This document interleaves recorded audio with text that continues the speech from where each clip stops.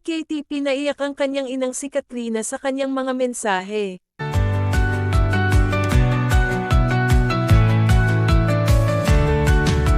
Hindi naiwasang maiyak ni Katrina matapos marinig ang taos-pusong mensahe ng kanyang anak na si Katie para sa kanya.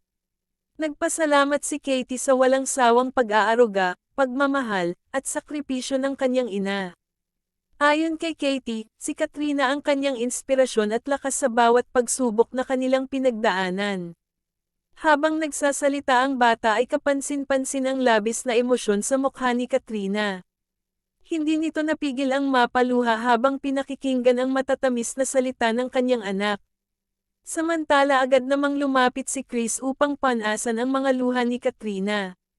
Habang pilit itong pinapatahan. Marami sa mga nakasaksi ang kinilig at naantig sa ipinakitang pagmamahala ng kanilang pamilya. Umani rin ng maraming positibong komento mula sa netizens ang emosyonal na tagpong ito.